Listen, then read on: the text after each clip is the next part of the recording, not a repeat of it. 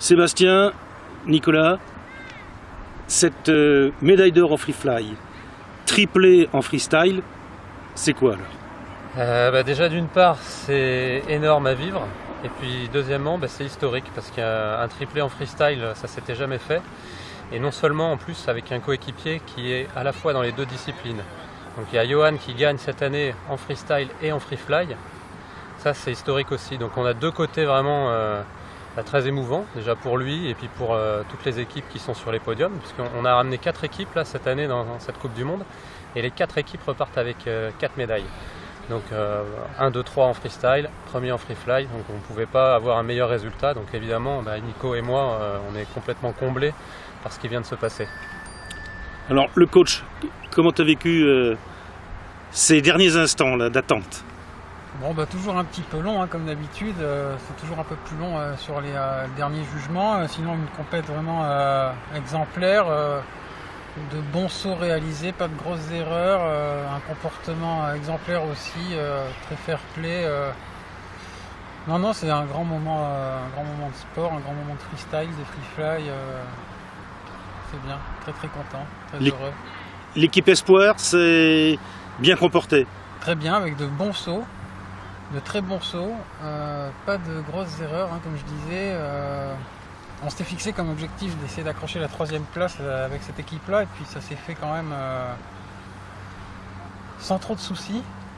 Et donc voilà, pareil, je suis très fier de cette équipe, de toutes les équipes en général, de toute façon. Et puis voilà, ça a été une année quand même très chargée en entraînement, très difficile, parce que c'est quand même beaucoup de travail, mais au final, voilà, ça paye, c'est parfait.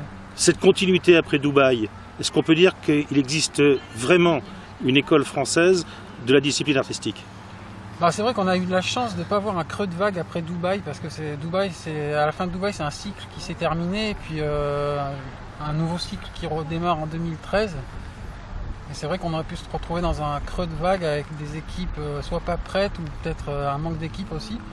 Et on se retrouve de nouveau avec un collectif très fort techniquement, et qui permet justement d'obtenir des résultats comme ceux d'aujourd'hui. Donc non, c'est très bien, on arrive en force, comme sur chaque compète. On est vraiment les équipes à battre pour l'ensemble des nations. Et puis pour l'instant, c'est un petit peu difficile.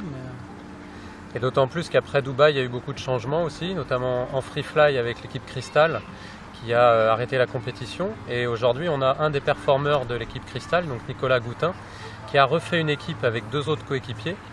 Et cette équipe-là vient de gagner les championnats de France. Donc on va l'intégrer dans le collectif à partir d'aujourd'hui. Et donc c'est une équipe qui peut prétendre à être championne du monde l'année prochaine. En tout cas, il va y avoir une bonne bagarre entre les 2 équipes qu'on va présenter. Et j'espère qu'on pourra faire un doublé l'année prochaine, comme on vient de faire un triplé là cette année en freestyle. Et toujours pour les changements après Dubaï, Johan a trouvé un nouveau vidéoman cette année, puisque moi j'ai arrêté la compétition. Et Will Penny, c'est l'homme qu'il nous fallait en fait. C'est un mec qui a de l'expérience, qui vole très bien. Il n'y a jamais eu de problème dans les sauts avec Johan, il s'est tout de suite adapté. S'il y avait des petites imperfections, ça s'est réglé en un saut. Pour nous, c'est un confort absolu en tant qu'entraîneur d'avoir un mec comme William. Donc voilà, je tiens à le féliciter aussi parce que repasser derrière des équipes qui ont déjà gagné, c'est pas évident. Et puis là, il a su montrer tout son art. Merci à vous. Merci.